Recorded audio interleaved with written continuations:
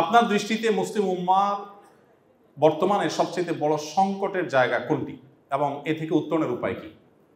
মুসলিম উম্মার সবচেয়ে বড় সংকটের জায়গা আমার যেটা মনে হয়, আমি প্রায় চিন্তা করি বিষয়টার উপরে, সবচেয়ে সংকটটা আমাদের কোন জায়গায়? আমার যেটা মনে হয় আমার ক্ষুদ্র জ্ঞানে, সেটা হলো কোরআন এবং সুন্নাহ থেকে দূরে সরে যাওয়া, ইসলামের আদর্শের জায়গাটা থেকে সরে যাওয়াটা, এটাই হলো আমাদের সংকটের সবচেয়ে বড় জায়গা।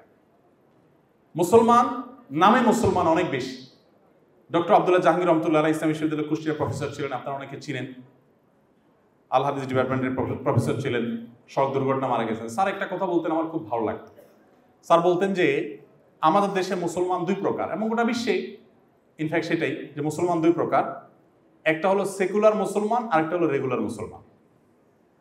সেকুলার মুসলমান বলতে স্যার আমরা গতানুগতিকভাবে যে সেকুলার যে অর্থে বলি সেটা না। স্যার বলতেন যে সেকুলার মুসলমান বলতে আমি বুঝাই যারা জুমা পড়ে, মাঝে মধ্যে মাগরিবের এশার নামাজটা পড়ে, আবার ফজর নামাজ কখনো মনে চাইলে 7টা-8টার দিকে পড়ে, অ্যাক্সিডেন্টলি কখনো মসজিদে পড়ে ফেলে।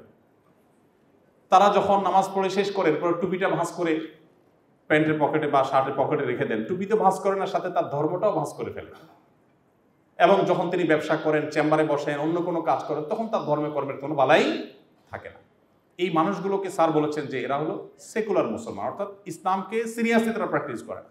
আর যারা কোরআন হাদিস যা বলেছে এটাকে মেনে চলার চেষ্টা করে, মানতে না পারলে নিজেকে ভৎসনা করে, সিরিয়াসলি মেনটেন করার চেষ্টা করে, হালাল হারাম মাহারাম নন মাহারাম সব কিছুকে সিরিয়াসলি যারা মেনটেন করার চেষ্টা করে, তাদেরকে স্যার বলতেন যে রেগুলার মুসলমান। এখন আমাদের সমাজে রেগুলার মুসলমানের সংখ্যা কত কম! গোটা বিশ্বেই রেগুলার মুসলমানের সংখ্যা অনেক কম।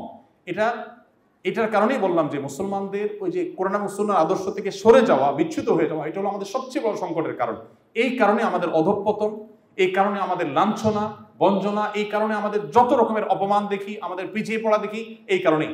মুহাম্মদ সাল্লাল্লাহু আলাইহি সাল্লাম যখন অর্ধ পৃথিবী জয়ের সূচনা করে দিয়ে গেছেন, খলিফা ওমর রাদিয়াল্লাহু তাআলা আনহু, খোলাফায়ে রাশেদা সেটাকে সামনে এগিয়ে নিয়ে গোটা পৃথিবীর অর্ধেক যখন তাদের পায়ের তলে নিয়ে এসেছেন, শাসন করেছেন, তখন পৃথিবীর সবচেয়ে বড় অস্ত্র শস্ত্রের, সবচেয়ে বড় অর্থনীতিতে সমৃদ্ধ দেশ হিসেবে মুসলমানরা ছিলেন তা কিন্তু না।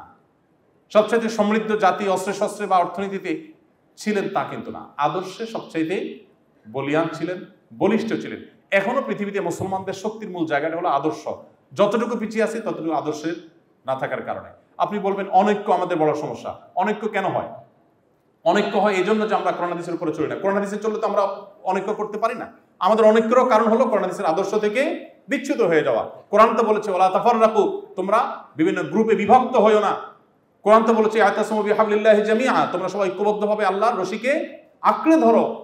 কোরআন তো আমাদেরকে একত্র থাকতে বলেছেন, বিচ্ছিন্ন হতে বলেনি। সো আমাদের যত অধঃপতন এর মূল কারণ হলো কোরআন এবং সুন্নাহর আদর্শ থেকে বিচ্ছিত হয়ে যাও। আল্লাহ রাব্বুল আলামিন আমাদের সবাইকে কোরআন এবং সুন্নাহর আদর্শে আদর্শবান মানুষ হওয়ার তৌফিক দান করুন।